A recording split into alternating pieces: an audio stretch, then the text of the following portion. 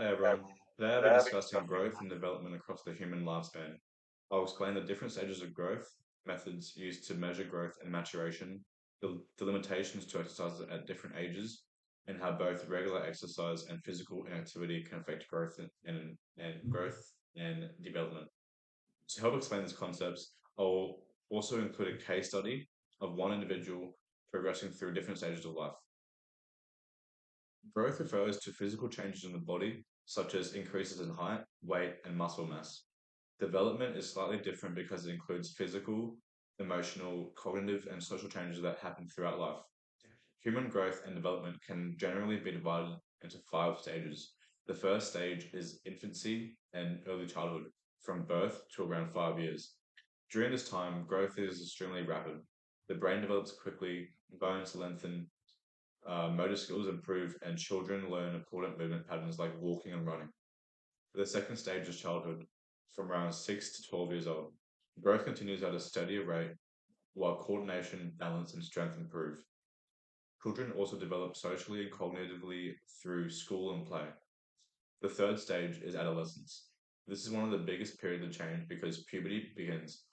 Hormones such as growth hormone, testosterone, and estrogen cause rapid increases in height, muscle mass, and bone density. Emotional, oh, sorry, emotional and psychological development also becomes more significant. Adulthood follows, where physical growth has mostly finished. The focus changes from growing to maintaining muscle mass, bone strength, and overall health. Finally, older adulthood involves natural aging. Muscle mass and bone density gradually decline, reaction time slows down, and recovery from exercise takes longer. Anthropometric measurements are methods used to assess human body size, growth, and development. One common measurement is height and weight, which are used to monitor normal growth patterns, particularly in children. Another method is body mass index, or BMI. BMI compares a person's height and weight to estimate whether they are underweight, healthy weight, overweight, or obese. However, BMI has limitations because it cannot distinguish between muscle and fat. For example, an athlete with high muscle mass may have a high BMI, even though um, even though even though they have very little body fat. Another method is waist circumference, which measures abdominal fat. This is important because excess fat around the waist increases the risk of cardiovascular disease and type 2 diabetes. Skin fold measurements use calipers to estimate body fat percentage by measuring fat beneath the skin. Although fairly accurate, the results depend on the experience of the person taking the measurements. More advanced methods include DEXA scans, which accurately measure bone density, lean muscle, and body fat. These are considered highly reliable but are expensive and not always available. Growth charts are another important tool used for infants and children. They compare a child's measurements against standard growth percentiles to identify whether growth is occurring normally. Although anthropometric measurements are useful, they all have limitations. BMI doesn't account for body composition, ethnicity, or age. Skinfold testing relies heavily on correct technique, so results can vary between testers. Growth charts compare children to population averages, but genetics can influence whether someone naturally grows earlier or later than others. DEXA scans provide excellent information, but aren't very practical for routine use because of the cost and their limited accessibility.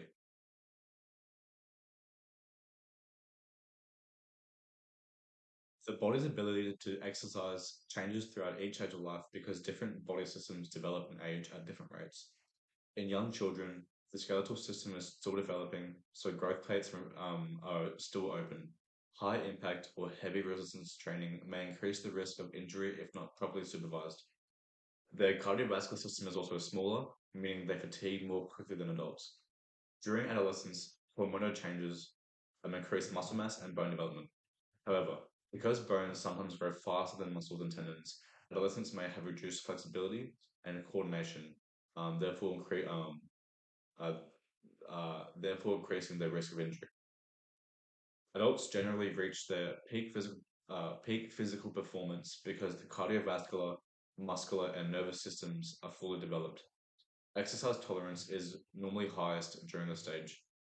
Older adults experience declines in several body systems. Reaction time slows and balance decreases, increasing the risk of falls and trips, etc. Cardiovascular function becomes more less efficient, sorry, as maximum heart rate and anaerobic capacity uh, have a decline. Hormonal changes reduce muscle building hormones, making it harder to maintain muscle mass. The skeletal system also will lose the bone density, increasing the risk of osteoporosis, sorry, and fractures. Um, although these are limitations, regular exercise is also beneficial at every age. Exercise has many positive effects on growth and development when performed appropriately. For children, regular physical activity strengthens bones, improves coordination, helps develop healthy movement skills. It also supports healthy brain development and social skills. For adolescents, exercise helps increase muscle mass, improve cardiovascular fitness, and, and maximize peak bone density, which can reduce the risk of osteoporosis later in life. In adults, exercise helps maintain muscle strength, manage body weight, and reduce the risk of chronic diseases like heart disease, diabetes, and high blood pressure. For older adults, regular exercise improves balance, flexibility, and independence while greatly reducing the risk of injury. However, too much exercise can also have negative effects. Overtraining without enough nutrition or recovery can delay growth, increase injury risk, and lead to hormonal imbalances. In female athletes, low energy availability may contribute to menstrual irregularities and reduced bone density. On the other hand, too little exercise can lead to obesity, poor cardiovascular health, greatly reduced muscle strength, and lower bone density in life. According to the World Health Organization, a lack of inactivity, I mean, a lack of exercise is one of the leading risk factors for non-communicable diseases worldwide. To demonstrate these concepts, let's look at Emily. At age 8, Emily regularly plays soccer twice a week.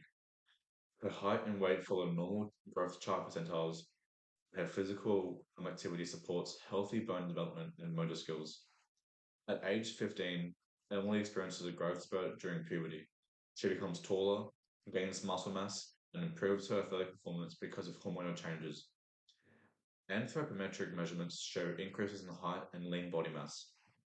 At age 35, Emily works full time but continues exercising 3 to 4 times a week. Her BMI remains within the healthy range, and regular exercise helps maintain muscle strength and cardiovascular health. By age 70, Emily participates in walking and resistance training 2 to 3 times a week, and although her bone density has naturally decreased with age, staying physically active helps preserve her independence, improve balance, and reduce her risk of injury. Emily's journey shows that while growth changes throughout life, exercise is always exercise has many benefits at every stage of life. In conclusion, growth and development occur throughout the entire lifespan, with each stage involving unique physical, cognitive, um, and physiological changes.